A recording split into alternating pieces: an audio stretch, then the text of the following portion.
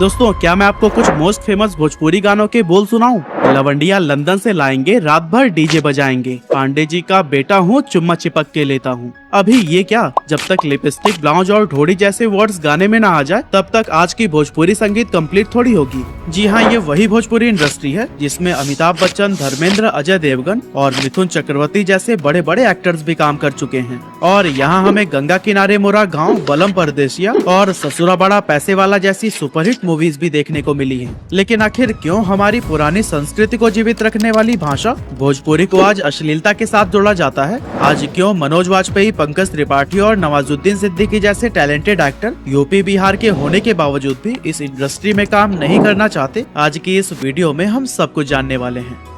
दोस्तों, बीते कुछ डेकेड्स में भोजपुरी फिल्म इंडस्ट्री ने काफी तेजी से ग्रो किया है। आज बिहार, यूपी, झारखंड, पश्चिम बंगाल, गुजरात और मुंबई समेत मॉरिशस जैसे देशों में भी भोजपुरी इंडस्ट्री को चाहने वाले करोड़ों लोग हैं। लेकिन भले ही पवन सिंह, दिनेश लाल यादव, रितेश पांडे और खेसारी जैसे भोजपुरी स्टार्स के सॉन्ग्स को यूट्यूब पर लाखों करोड़ों व्यूज मिलते हों, लेकिन सच्चाई यही है कि इनके गाने बिना हेडफोन लगाए तो सुनने लायक ही नहीं होते हैं। यही वजह है कि भोजपुरी फिल्मों या गानों का जब भी जिक्र होता है तो लोगों के दिमाग में सबसे पहले डबल मीनिंग डायलॉग्स और अश्लीलता से भरे गाने ही आते हैं। ऐसे में सवाल ये उठता है कि क्या बीते कुछ डेकेड्स में ही भोजपुरी फिल्मों और गानों में अश्लीलता और डबल मीनिंग डायलॉग्स आए हैं, या फिर भोजपुरी इंडस्ट्री का इतिहास ही हमेशा से ऐसा रहा है? अब इस पॉइंट को समझने के लिए हमें भोजपुरी सिनेमा की हिस्ट्री में झांकना होगा। तो दोस्तों, देश के पहले राष्ट्रपति डॉक्टर राजेंद्र प्रसाद एक फिल्म फेस्टिवल के दौरान एक्टर और स्क्रीन राइटर नजीर हुसैन से मिले और तब उन्हें पता चला कि हुसैन साहब यूपी और बिहार की सीमा से सटे गाजीपुर के रहने वाले हैं। ऐसे में डॉक्टर राजेंद्र प्रसाद ने उनसे भोजपुरी भाषा में फिल्म बनाने को कहा। एक्चुअली राजेंद्र प्रसाद भी बिहार के ही थे और भोजपुरी से उनका खासा लगाव था। हमारे पहले राष्ट्रपति के रिक्वेस्ट पर नजीर हुसैन ने भोजपुरी की पहली फिल्म गंगा मैया तो है पियरी चढ़ाई वो लिखी, और इस फिल्म को भोजपुरी में लिखने के बाद वो डायरेक्टर बिमल राय के पास पहुंचे तो उन्हें कहानी तो बहुत पसंद आई, लेकिन वो इसे भोजपुरी में नहीं बल्कि हिंदी में बनाना चाहते थे। मगर नजीर हुसैन ने इसे भोजपुरी में ही बनाने का फैसला किया। बिमल राय के ऑफर को ठुकराने के बाद नजीर हुसैन को लंबे समय तक अपनी फिल्म के लिए डायरेक्टर की तलाश करनी पड़ी और उन्हें मुंबई में कोई भी ऐसा डायरेक्टर ही नहीं मिल रहा था जो कि उनकी फिल्म में पैसे लगाने को तैयार हो। लेकिन बाद में आगे चलकर एक कोयला व्यवसायी और सिनेमा हॉल ओनर विश्वनाथ प्रसाद साहब आदि इस फिल्म में पैसे लगाने के लिए तैयार हो गए और इसका बजट फिक्स किया गया 1,50,000 रुपए। लेकिन फिल्म के तैयार होते होते इसमें 5 लाख रुपए खर्च हो गए। कंप्लीट होने के बाद 1963 में इस मूवी को रिलीज किया गया और ये सुपर डुपर हिट साबित हो गई। उस टाइम इस फिल्म ने 80 लाख रुपए का बिजनेस किया था और खूब वाहवाही बटोरी थी। इस तरह से भोजपुरी सिनेमा की शुरुआत तो बहुत कमाल की हुई, लेकिन पिछले कुछ सालों में इस इंडस्ट्री की शक्ल इतनी बिगाड़ दी गई कि आज भोजपुरी फिल्मों को हम फैमिली के साथ बैठकर देख ही नहीं सकते। अब क्यों आज भोजपुरी फिल्मों को अश्लीलता के साथ जोड़ा जाने लगा है और क्या है भोजपुरी इंडस्ट्री के इस डाउनफॉल की वजह, चलिए जानते हैं। तो दोस्तों, एक टाइम था जब अमिताभ बच्चन, अजय देवगन और मिथुन चक्रवर्ती जैसे बॉलीवुड स्टार्स भी भोजपुरी फिल्मों में नजर आते थे। लेकिन समय के साथ साथ इस इंडस्ट्री में इतनी अश्लीलता फैल गई कि अब हिंदी सिनेमा के बड़े स्टार्स भोजपुरी फिल्म करने से भी कतराते दिखाई देते हैं। पहले के जमाने में भोजपुरी फिल्मों में गाँव, सोशल इनइक्वालिटी, जेंडर डिस्क्रिमिनेशन और लोगों से जुड़ी हुई समस्याओं को दिखाया जाता था, जो कि सोशल और इमोशनल होने के साथ ही लोगों के दिलों को भी छूती थी। लेकिन अब तो ज्यादातर फिल्मों में अश्लीलता और फुहड़पन का बोलबाला रहता है, जिसका झंडा उठाए खेसारी लाल यादव, प्रदीप पांडे, रितेश पांडे, दिनेश लाल यादव, पवन सिंह और अरविंद अकेला यानी कल्लू जैसे भोजपुरी स्टार्स अपनी दुकान चला रहे हैं। हाँ, इसमें रवि किशन एक्सेप्शन हो सकते हैं, क्योंकि चाहे भोजपुरी हो, हिंदी हो, पंजाबी हो या फिर साउथ इंडियन मूवीज, वो हर जगह खुद को साबित करते हुए दिखे हैं। लेकिन बाकी एक्टर्स के लिए तो सक्सेस का मंत्र सिर्फ अश्लीलता फैलाना ही रह गया है। आलम यह है कि 100 भोजपुरी गानों में 90 से ज्यादा तो अश्लील ही होते हैं। एक्चुअली ऐसा होने के पीछे कोई एक नहीं बल्कि कई सारे डिफरेंट रीजंस हैं, जैसे कि reason number 1, lack of talented actors.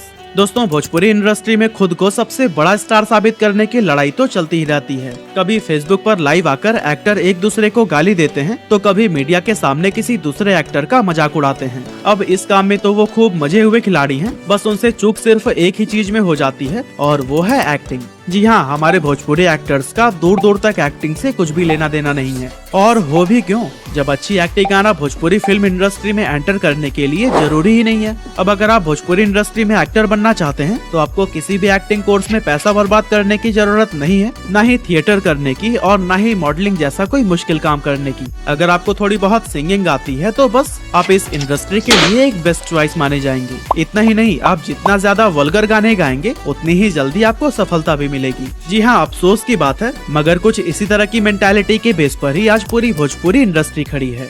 Reason number 2, promoting vulgarity.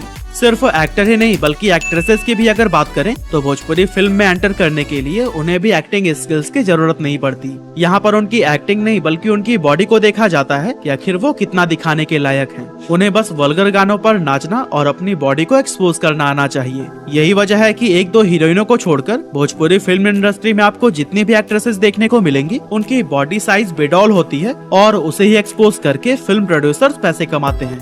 अब दोस्तों, भले ही ये एक्ट्रेसेस मेल एक्टर से ज्यादा बेटर एक्टिंग कर सकती हो, पर इनका इस्तेमाल सिर्फ वल्गैरिटी फैलाने के लिए ही किया जाता है। यहाँ वुमन सेंट्रिक फिल्में आपको बहुत कम देखने को मिलेंगी और कभी बन भी गई तो प्रोड्यूसर्स की जान हलक में आ जाती है कि कहीं वल्गैरिटी की आदी हो चुकी ऑडियंस इसे नकार ना दे। एक और प्रॉब्लम जो भोजपुरी एक्ट्रेसेस के साथ देखने को मिलता है वो ये है कि 2-4 मूवी सेम एक्टर के साथ करते ही उन दोनों के बीच अफेयर शुरू हो जाता है, और जब दोनों का ब्रेकअप होता है तो एक्टर अपनी फेम और पावर का इस्तेमाल करके एक्ट्रेसेस को इंडस्ट्री में काम मिलने ही नहीं देता। और दोस्तों, ये चीज हम अक्षरा और पवन सिंह के साथ भी देख चुके हैं, क्योंकि अक्षरा का कहना है कि जब उनका पवन सिंह से ब्रेकअप हुआ था तब उन्हें फिल्मों में काम दिया ही नहीं जाता था। कई डायरेक्टर्स ने उन्हें फिल्मों से निकाल दिया था और वो 2 साल तक बेरोजगार भी रही थी।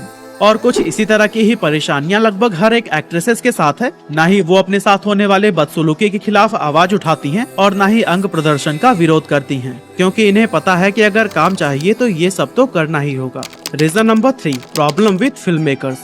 1963 में पहली बार सुपरहिट भोजपुरी फिल्म बनाने के बाद 14 साल तक इस इंडस्ट्री में सिर्फ 21 फिल्में ही प्रोड्यूस की गई थी। वजह थी बेहतर कंटेंट क्रिएशन, सभ्य संगीत, अच्छे डायलॉग्स और कमाल की एक्टिंग। लेकिन अब ये इंडस्ट्री फिल्म मेकर्स या एक्टर्स के लिए सिर्फ एक बिजनेस बनकर रह गई है और क्रिएटिविटी के नाम पर कुछ भी देखने को नहीं मिलता। हम अक्सर ये सुनकर हैरान रहते हैं कि अक्षय कुमार एक साल में 3 या 4 फिल्में कर लेते हैं, लेकिन फिल्मों की ये संख्या खेसारी लाल यादव के सामने तो कुछ भी नहीं है। जी हाँ, ये आंकड़े हैरान करने वाले हैं कि 2013 में खेसारी लाल यादव की 10 फिल्में रिलीज हुई थी, तो वहीं 2014 में 11 फिल्में। अब इसी से ही आप अंदाजा लगा सकते हैं कि एक साल में एक एक्टर की इतनी सारी फिल्में रिलीज हो रही हैं, तो फिर क्रिएटिविटी कहाँ से ही आएगी। जल्दी पैसा कमाने के लिए यहाँ ऐसे लोग भी फिल्म मेकर्स बन जाते हैं जिन्हें इस फील्ड के बारे में जरा से भी नॉलेज नहीं होती है। एक्चुअली साल 2003 के बाद भोजपुरी मूवी की सक्सेस ने कई छोटे और B and C grade film makers को अपनी ओर अट्रैक्ट किया था, और उन फिल्म मेकर्स को लगा कि भोजपुरी फिल्म कम बजट में बन जाती है और इसकी सफलता की गारंटी भी होती है। ऐसे में क्यों ना ऐसी ही फिल्में बनाकर कमाई की जाए। अब ऐसे कंडीशन में उन्होंने बिना भोजपुरी संस्कृति को समझे बी और सी ग्रेड की फिल्मों के फार्मूलाज पर भोजपुरी फिल्में बनानी शुरू कर दी, जिसमें कि महिलाओं को सेक्स सिंबल के रूप में देखा गया और उनसे खूब बॉडी एक्सपोज कराए गए। साथ ही फिल्मों को हिट कराने में डबल मीनिंग डायलॉग्स का भी खूब सहारा लिया गया, जिससे कि भोजपुरी सिनेमा का लेवल काफी गिर गया। बाकी कसर छोटू छलिया, गुड्डू रंगीला और इनके जैसे सिंगर्स ने पूरी कर दी और इतने घटिया घटिया गाने और म्यूजिक वीडियोस बनाए कि लोगों की नजरों में भोजपुरी सिनेमा की इज्जत कम होने लगी। यहाँ तक कि इस इंडस्ट्री के प्रोड्यूसर्स खुद सामने आकर कहते हैं कि अगर हम साफ सुथरी फिल्में बनाने लगे तो हमारा पैसा डूब जाएगा, ऐसे में हम रिस्क नहीं ले सकते। दोस्तों, आज बिहार और यूपी समेत कई राज्यों में फैली भोजपुरी सिनेमा इंडस्ट्री लगभग 2000 करोड़ रुपए की है, जिसमें हर साल 60 से भी ज्यादा मूवीज बनाई जाती हैं। और इतनी बड़ी फिल्म इंडस्ट्री होने के बावजूद ये अश्लीलता के बल पर ही सफल होने की कोशिश करती दिखती है।